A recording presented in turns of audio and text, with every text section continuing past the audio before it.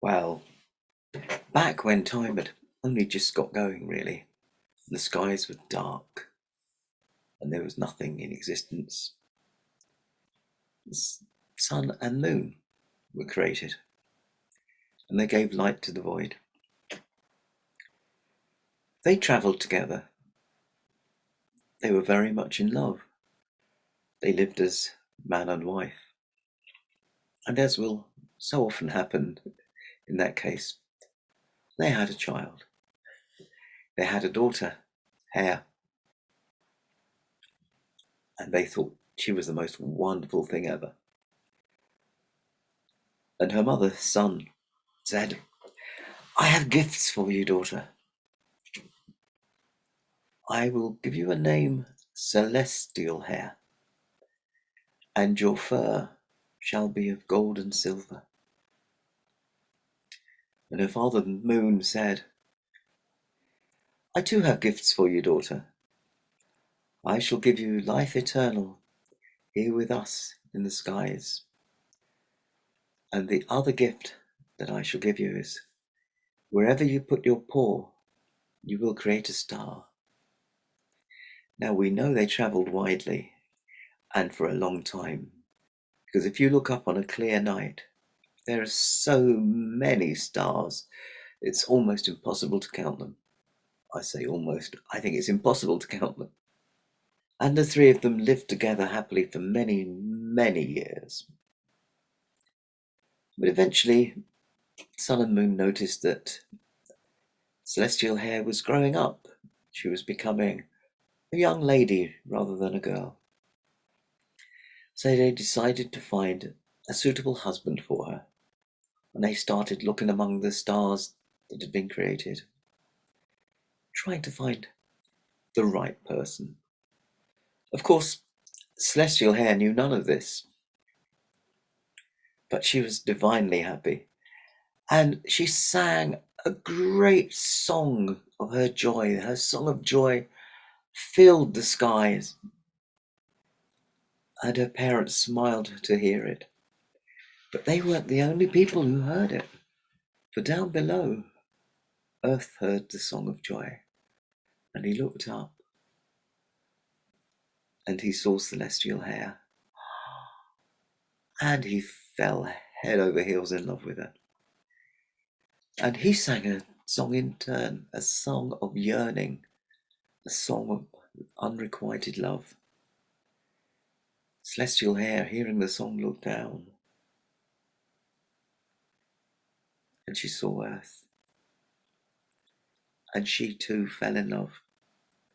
And their two songs blended together and made a new song, a song that was so perfect it would be impossible to describe it. And full of the joy of this new love, Celestial Hare went to talk to her parents, and she said, "I'm in love." And Sun said, "How can you be in love? We haven't chosen your husband yet." And the Moon said, "How can you be in love? We haven't given you permission."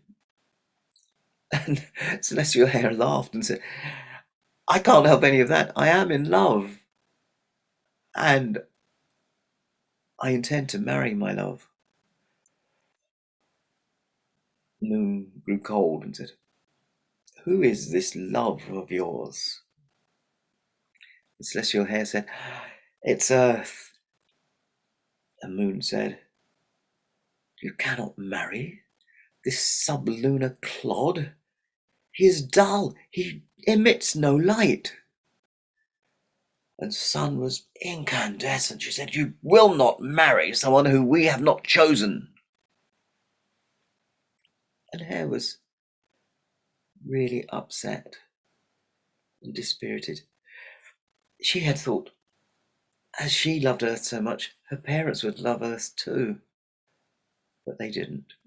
She had thought her parents loved her so much that they would be happy with whoever she chose. But they weren't. And so, more in sorrow than in anger, she said, "I have found my love, I love earth. I will live with earth, with or without your blessing.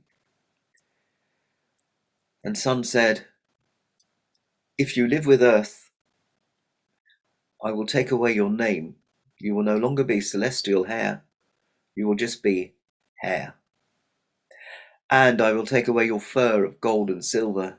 You'll just be a plain brown hare.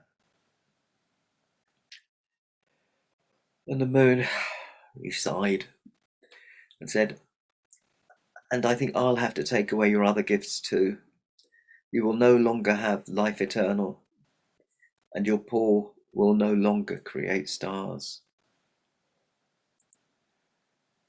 Hare was absolutely shocked at this, but she was in love. She said, so be it. If that's what you think you have to do, you do it. But I am going to live on earth with earth. And so she did. And the parents were very, very angry for a long time. But eventually, Moon softened. You know what dads are like with their girls. He missed her so much. And he felt they had been harsh because she clearly loved Earth. And he sneaked down to visit her. And they were reconciled. And he said to Hare, having taken away your gifts, I cannot return them. But you cannot have life eternal, but I will grant you a very, very long life. And your paw can no longer create stars, but henceforth, wherever you lay your paw, there will become dandelions and daisies.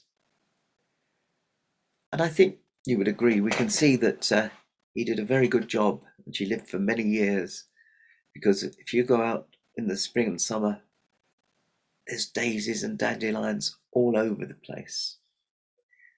And then he further said, and whilst your mother will not let you come back to the skies to live with us, I will look over your children and hope one day to see one who is worthy. And then he gave her a huge hug, as tight could be. So tight that the outline of Hare's body can still be seen on the full moon. And slightly reluctantly, he returned to the sky. In the sky, Sun looked at the moon and saw the outline of Hare. If she was angry with Hare, she was even angrier with Moon, and she flew at him in a rage, and he fled. And that is why you have sun in the sky and you have moon in the sky, but you never have them together. To this day, they still travel apart. Can't do that very well. And that's why we have day and night. No hare has yet been chosen to return to the sky. I'm not sure if Moon just got too scared or if none has been worthy. And that's the end of that story.